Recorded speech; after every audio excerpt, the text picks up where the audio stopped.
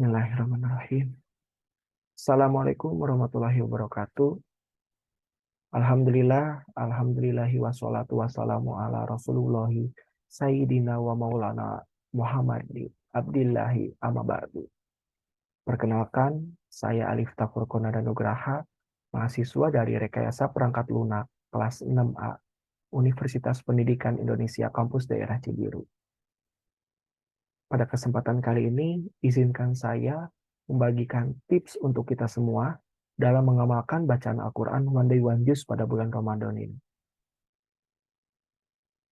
Bulan Ramadan merupakan bulan yang paling mulia dan juga bulan yang paling diberkahi oleh Allah Subhanahu wa Ta'ala.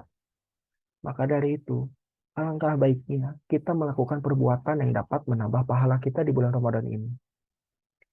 Salah satu caranya yaitu dengan melakukan One Day One Juz. Dalam hadis riwayat At-Tirmizi dijelaskan bahwa Rasulullah Shallallahu Alaihi Wasallam pernah bersabda, siapa saja yang membaca satu huruf dari kitabullah Al-Quran, maka dia akan mendapatkan satu kebaikan, sedangkan satu kebaikan dilipatkan kepada 10 semisalnya. Aku tidak akan mengatakan alif lam mim satu huruf, tetapi alif satu huruf, lam satu huruf, dan mim satu huruf. Maka membaca Al-Quran dapat dijadikan sebagai ladang untuk mengumpulkan banyak pahala.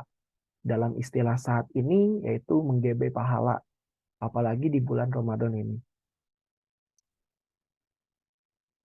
One Day One Juz atau ODOJ merupakan cara membaca Al-Quran yang di setiap harinya berprogres menyelesaikan bacaan satu juz dalam Al-Quran, yang dimana jika kita rutin selama 1 bulan full, maka kita akan menghatapkan Al-Quran.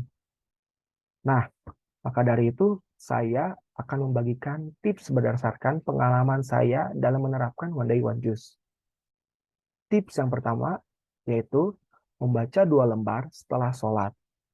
Kita telah mengetahui bahwa 1 juz dalam Al-Quran biasanya terdapat 10 atau 11 lembar dan mempunyai 22 halaman.